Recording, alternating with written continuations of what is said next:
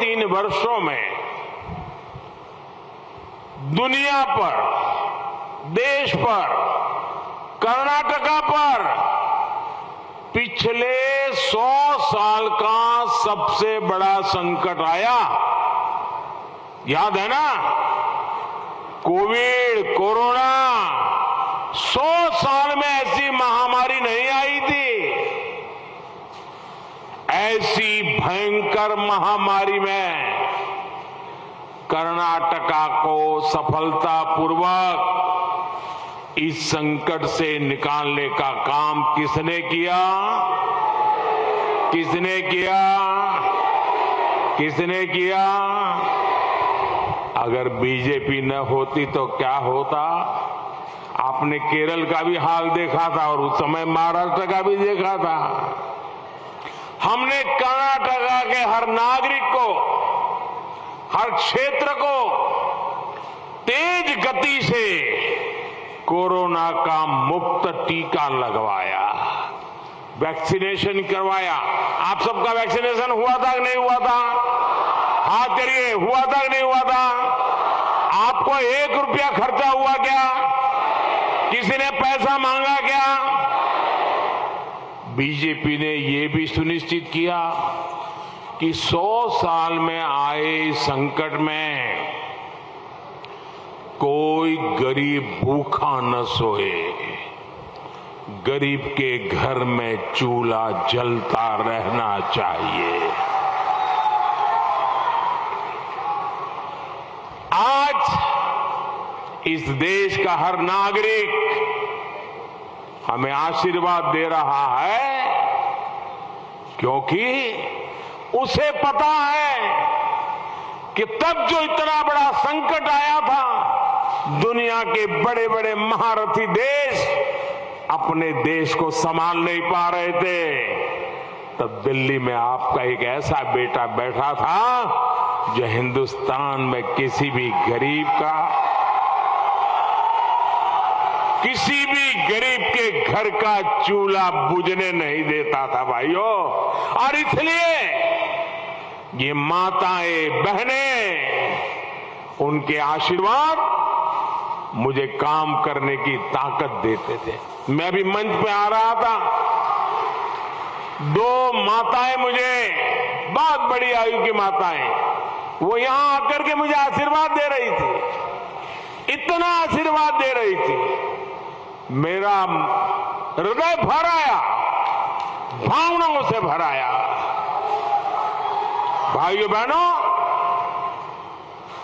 हम हर गरीब परिवार को आज भी मुफ्त राशन देते रहते हैं ताकि गरीब के घर में बच्चा भूखा न सो जाए दोस्तों। और इसी के कारण पूरा कर्नाटका कह रहा है, माताएं बहनें कह रही है, नौजवान कह रहा है, गांव का किसान कह रहा है, ई बारिया निर्धारा, ई बारिया निर्धारा।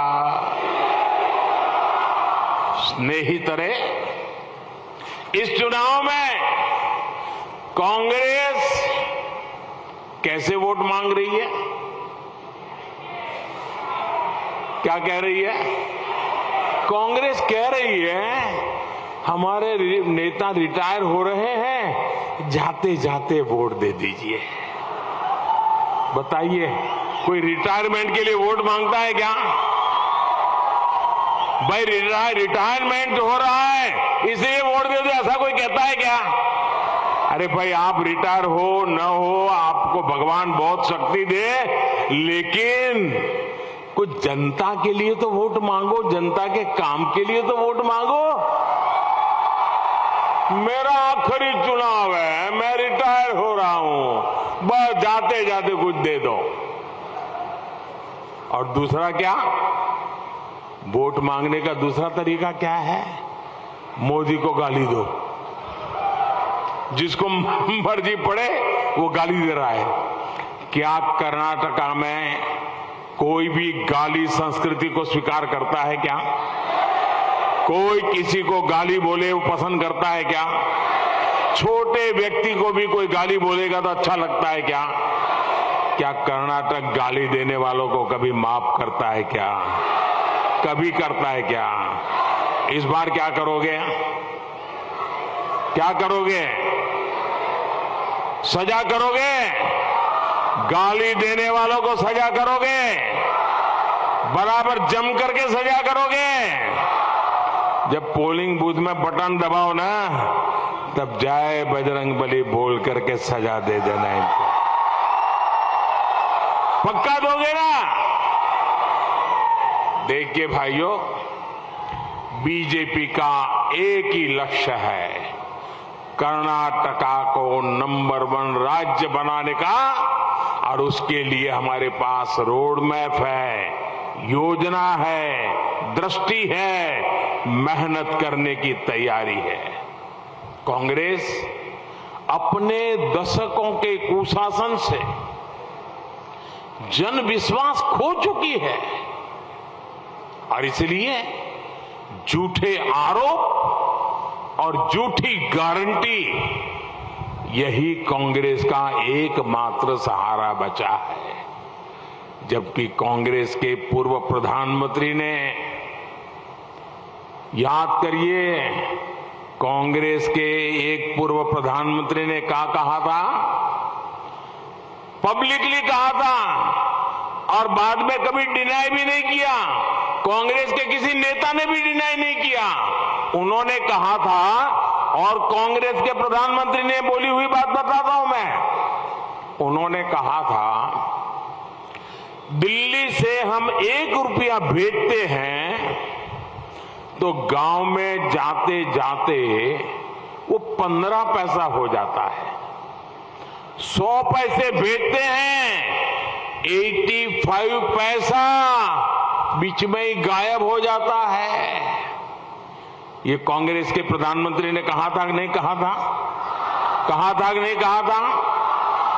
1 रुपया भेजते हैं, 85 पैसे गायब हो जाते हैं।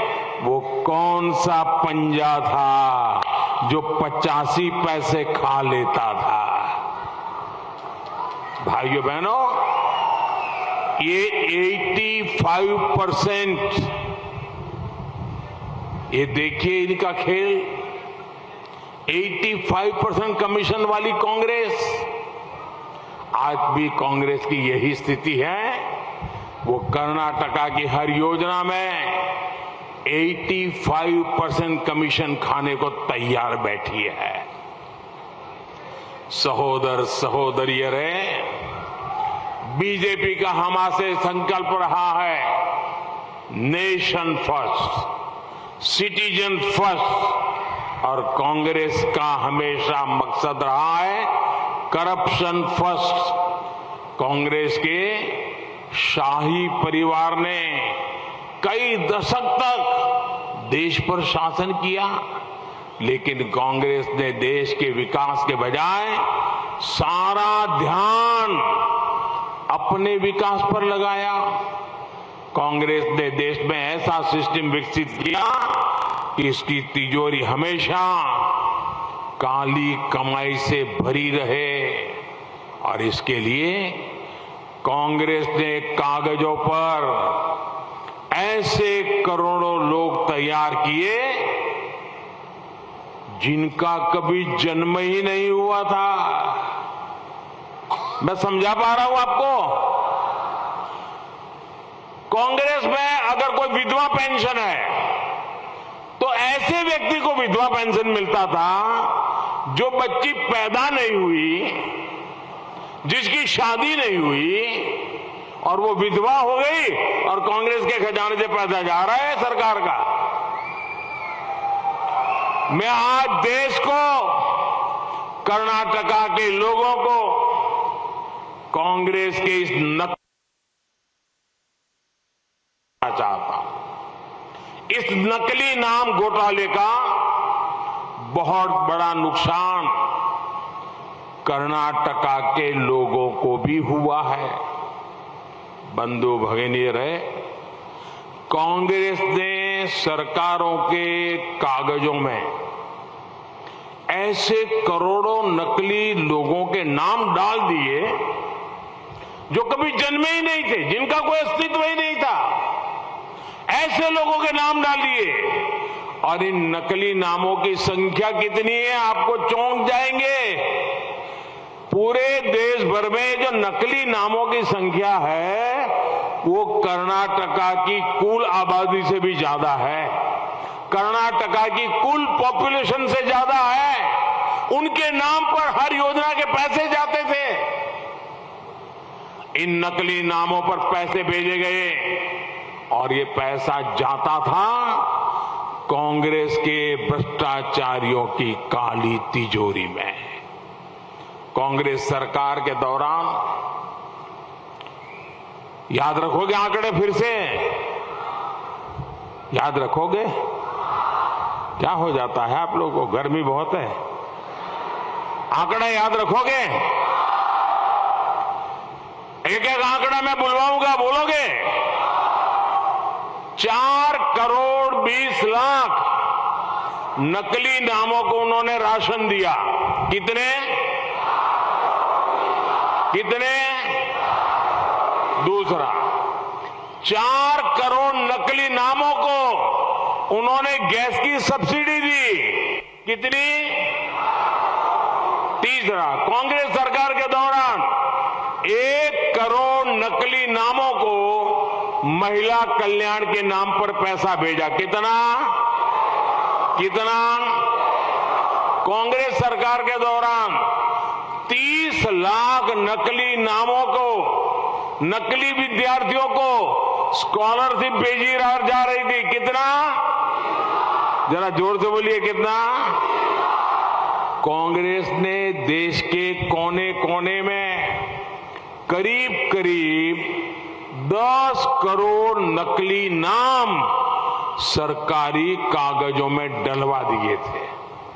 और मैं आपको फिर याद दिलाऊंगा, 10 करोड़ नकली नाम वाले लोग कभी भी उनका जन्म ही नहीं हुआ, पैसे जाते थे।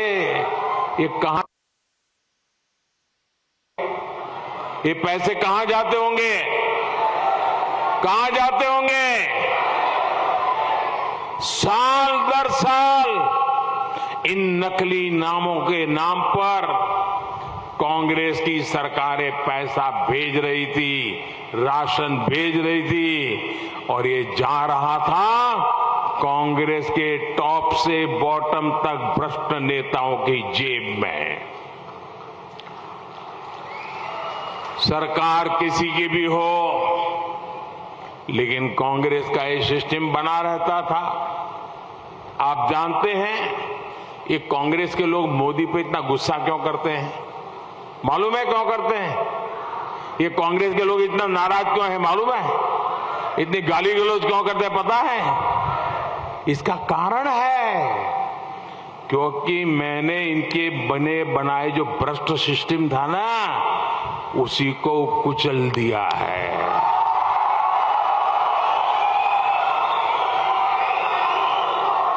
बीते 9 साल में मैंने कांग्रेस ने नकली नाम घोटाले का पर्दाफाश कर दिया है।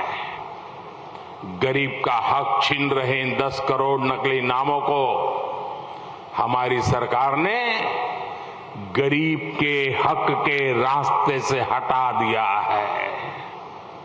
आज गरीब को, देश के नागरिक को, देश के नौजवान को उसका हक मिल रहा है, इंसाफ मिल रहा है।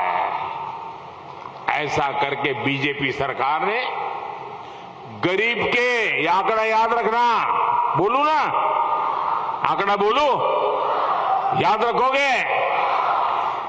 हमने जो कदम उठाए उसके कारण इस देश के नागरिकों के हक के, गरीबों के हक के, किसानों के हक के, महिलाओं के हक के, नौजवानों के हक के 3.25 लाख करोड़ रुपए गलत हाथों में जाने से बचाए हैं। कितने? 3.25 लाख करोड़ कितने? 3.25 लाख करोड़ कितने? इतनी बड़ी चोरी। भाइयों बहनों, फिर ये मोदी को गाली नहीं देंगे तो क्या करेंगे? देंगे कि नहीं देंगे? भाइयों बहनों, बीजेपी सरकार गरीब की सेवा की भावना से काम करती है। गरीब का जीवन आसान बने, उसे नया अवसर मिले, इसके लिए हम निरंतर प्रयास कर रहे हैं। बीजेपी सरकार में उत्तर कन्नड़ा जिले के 10,000 से अधिक गरीब परिवारों को पक्का घर मिलना तय हुआ। बीजेपी सरकार में इसी जिले के 1.5 लाख परिवारों तक नल से जल की सुविधा पहुंची है। बीजेपी सरकार में इस जिले के 5 लाख से अधिक साथियों को जनधन बैंक अकाउंट खुला है। बीजेपी सरकार में इस जिले के लगभग 5 लाख लोगों को दुर्घटना और जीवन बीमा का सुरक्षा कवच मिला है। ये मैं सिर्फ एक जिले के आंकड़े बता रहा हूं जी। ये लोग पूरे देश के आंकड़े इनके पास इतने नहीं होंगे जी। ये काम हम करते हैं जी।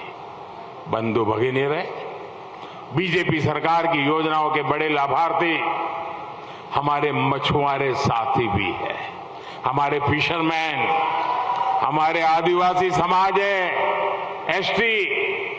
ये बीजेपी सरकार है जिसने पहली बार मछुआरों के लिए, फिशरमैन के लिए अलग मंत्रालय बनाया। मुझे बताइए भाई, ये मोदी की सरकार बनने के बाद ये सी आया, दरिया अभी आया, समंदर पहले था कि नहीं था? मोदी आने के पहले समुद्र था कि नहीं था? कोस्टलाइन था कि नहीं था? फिशरमैन थे कि नहीं थे? फिशिंग का काम होता था कि नहीं होता था? लेकिन दिल्ली में बैठी हुई सरकार को दिखता नहीं था, ये मोदी को दिखता है। और इसलिए आजादी के इतने सालों के बाद पहली बार फिशरमैन के लिए हमने अलग मिनिस्ट्री बनाई, अलग मिनिस्टर बनाया, अलग बजट लगाया, अलग अफसर लगाए, ताकि कोस्टल एरिया का विकास हो, फिशरमैन की प्रगति हो, वहां सुविधाएं बढ़े, फिशरमैन ताकतवर बने। और इतना ही नहीं, हमारे देश में किसानों को किसान क्रेडिट कार्ड से कम पैसों में बैंक से ब्याज, बहुत कम ब्याज से पैसा मिलता है। मैंने कहा जो फायदा किसान को मिलता है वो मेरे फिशरमैन को भी मिलेगा। और फिशरमैन को किसान क्रेडिट कार्ड दिया, बहुत ही मामूली ब्याज से उसको पैसा मिलने लगा। बीजेपी सरकार ने पहली बार डीप सी फिशिंग के लिए, नावों के आधुनिकीकरण के लिए भी हजारों करोड़ रुपए की मदद की। बीजेपी सरकार ने ही पहली बार मछुआरों के विकास के लिए पीएम मत्स्य संपदा योजना जैसी राष्ट्रीय योजना बनाई है। स्नेही तरह इस वर्ष के केंद्र सरकार के बजट में भी मत्स्य संपदा और कोस्टल बेल्ट की सुरक्षा समृद्धि पर बहुत बल दिया गया है। फिशरीज डिपार्टमेंट का बजट पिछले साल की तुलना में करीब 40% बढ़ाया गया है। छोटे मछुआरों की ताकत बढ़े, इसके लिए पंचायत स्तर पर मत्स्य कोऑपरेटिव पर बल दिया जा रहा है। मछली के एक्सपोर्ट के लिए आधुनिक सुविधाओं के लिए भी विशेष सुविधाओं के निर्माण पर हमारा फोकस है। बीजेपी की प्राथमिकता मछुआरों की आय बढ़ाना है, उनको सुरक्षा और सुविधा देना है। पीएम किसान सम्मान निधि से भी हमारे किसान भाई बहनों को यहां बहुत मदद मिली है। इस जिले के किसानों को पीएम किसान सम्मान निधि के तहत 400 करोड़ रुपया इस जिले में दिल्ली से आया है और सीधा उनके बैंक खाते में आया है। कोई कटकी कंपनी नहीं, कोई 85% कमीशन नहीं, सीधा 1 रुपया भेजा, 100 पैसा उसके खाते में पहुंचा। ये काम हमने किया है। सहोदर सहोदरियर है, कांग्रेस के झूठे आश्वासनों का सबसे बड़ा हित हमारे शेड्यूल ट्राइब, हमारे आदिवासी समाज का भी हुआ है। कांग्रेस ने आदिवासियों को सिर्फ वोट बैंक के तौर पर उपयोग किया और आदिवासी क्षेत्रों को सुविधाओं से वंचित रखा। देश के अनेक आदिवासी गांवों में सड़क, बिजली, पानी सुविधा 9 वर्ष में पिछले मेरे आने के बाद पहुंची है। ये अटल जी की सरकार थी जिसने पहली बार इस देश में आदिवासियों के लिए अलग मिनिस्ट्री बनाई थी। कांग्रेस सरकार के तुलना में इस वर्ष आदिवासी विकास के लिए बजट करीब करीब 5 गुना हो चुका है। 5 गुना। बंधु भगिनी रहे, कांग्रेस ने अपनी सरकारों के दौरान आदिवासी नेतृत्व को भी आगे नहीं आने दिया। जब देश ने पहली आदिवासी राष्ट्रपति, आदिवासी महिला राष्ट्रपति चुनने की भावना सामने रखी तो कांग्रेस ने उसका भी विरोध किया। और कांग्रेस का विरोध इसलिए नहीं था कि वो बीजेपी की उम्मीदवार थी इसलिए विरोध करे, वो तो मैं समझ सकता हूं। कांग्रेस ने ये इसलिए विरोध नहीं किया कि आदिवासी महिला वो बीजेपी की कैंडिडेट थी। उनको अगर बीजेपी का विरोध होता तो फिर बीजेपी के ही एक नेता को उन्होंने राष्ट्रपति का उम्मीदवार क्यों बनाया भाई? ये साफ साफ बताता है कि कांग्रेस का ये विरोध गरीब घर से आई हुई एक हमारी आदिवासी बहन के खिलाफ था। इसलिए आज पूरे देश में आदिवासी समाज कांग्रेस को सबक सिखाने का संकल्प करके बैठा है। कांग्रेस के खिलाफ ये गुस्सा साफ साफ दिख रहा है। स्नेहितरे, यहां के यक्षगाना में इस क्षेत्र की ऊर्जा, यहां की सांस्कृतिक समृद्धि साफ साफ झलकती है। मुझे संतोष है कि यहां की पहचान को, यहां जनजातीय लोक संस्कृति को संरक्षित करने वालों को प्रोत्साहित करने का अवसर हमें मिला है। हालांकि स्वर कोकिला सुक्री बोम्बा गौड़ा जी हो या फिर पर्यावरणविद तुलसी गौड़ा जी, इनको बीजेपी सरकार ने पद्म पुरस्कार से सम्मानित करके अपना मान बढ़ाया है। जब दिल्ली में कांग्रेस की सरकार थी तब ऐसे सच्चे हकदारों को बहुत कम ही सम्मान होता था। आज जब कर्नाटका की धरती की ऐसी महान संतानें राष्ट्रपति भवन पहुंचती है तो पूरा देश गर्व से भर जाता है। बीजेपी सरकार ने सिरसी सुपारी को भी जीआई टैग दिलाया है। ये वोकल फॉर लोकल के लिए हमारी प्रतिबद्धता को दर्शाता है। सहोदर सहोदरिये, अब कर्नाटका तेज विकास की पटरी पर चल चुका है। अब इस पर कांग्रेस का रिवर्स गियर नहीं लगना चाहिए।